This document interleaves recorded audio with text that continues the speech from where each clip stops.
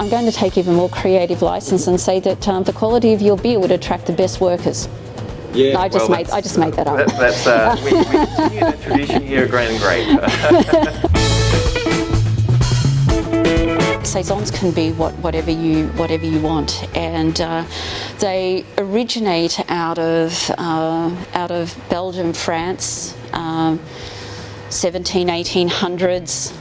Imagine, sorry, I can imagine this. It's taking us there right now. It's summer, the harvest season's on. There's a lot of work around the farms. And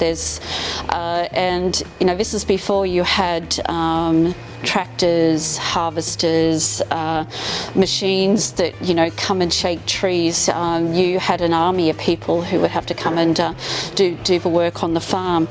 And I'm going to take creative license here. Every farm had its own. Go for it.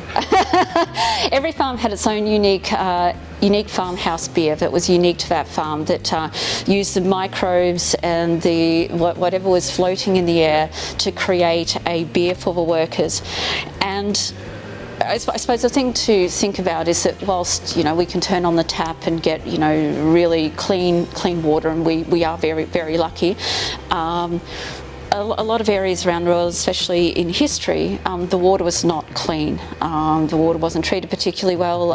It was unsanitary, and so beer was the refreshing drink that was given to the workers at the end of a long, hard day. And I'm going to take even more creative license and say that the quality of your beer would attract the best workers.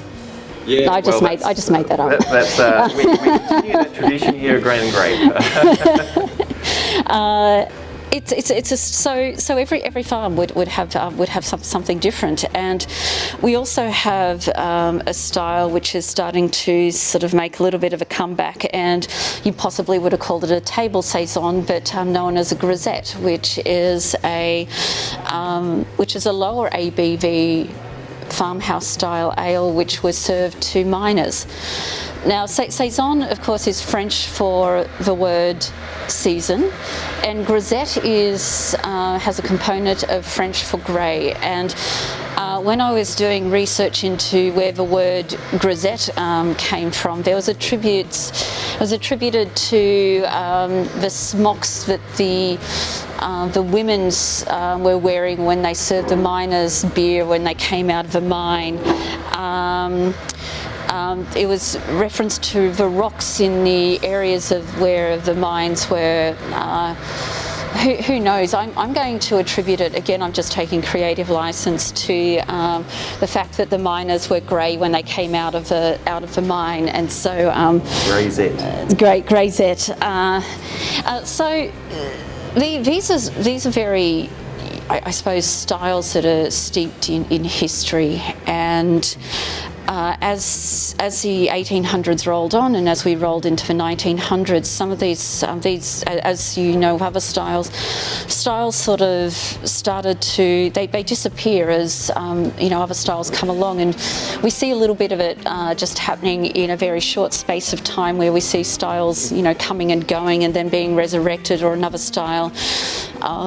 You know, lagers were very popular for a long time, and then, you know, the pale ale came along, and then the IPA came along, and now the hazy and the NEPA has come along, and all of a sudden lagers and pilsners start getting sexy again. And saisons, there was in the 1900s there was European brewers who maintain the style.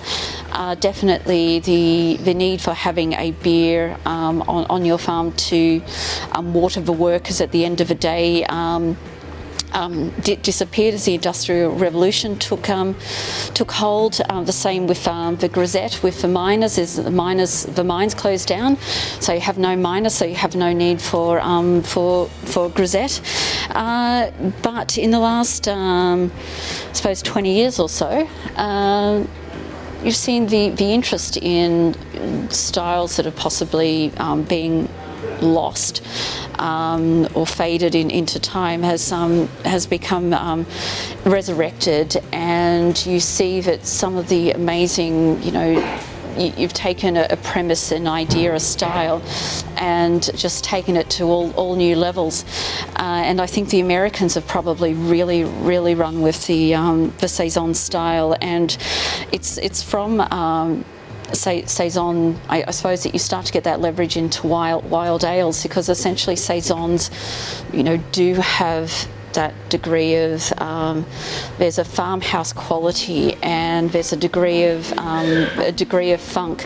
Some of the very popular styles out of Europe have more, I suppose, that you would call the classic Saison, have almost homogenized the flavour of Saisons, and we'll get to that. It's a very it's such an interesting style, and it's such a great time to be a home brewer and a beer drinker. And I don't think we've ever had it as good as what we do now. And when I look at where the commercial beer, craft beer scene in Australia has come in the last 15 years, it is absolutely phenomenal. And I know the pandemic's probably put a little bit of a halt to it, but it wasn't that many years ago when a big name brewery from Europe or America would come into Australia and everyone would just fall over themselves trying to get to their beers. Now you see everyone falling over themselves to get to Australian beers, and we've got some brewers who are just really making their mark on the scene. And when it comes to Saisons, if you look around, a lot of breweries in Australia have a seasonal Saison, have a Saison, always on the go, Grisette, and there's some breweries that really stand out as being as really, I suppose it's what they're doing. And one of them, so I'll bring up this bottle again. I know I keep bringing it up. So 𝐿𝐓𝐷𝐷𝐒, absolutely amazing Saisons. And this is what they specialise in doing, wild farmhouse ales, and they do it particularly well. And they've been doing it for well, I'm not quite sure, but somewhere in the early teens.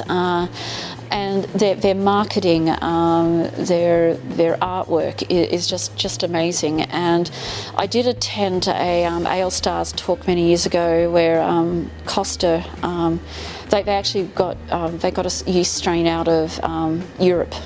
And that's where they started. I suppose if you know of another brewer in Australia who's really kicking goals with Saisons and farmhouse ales, call it out on the chat. But so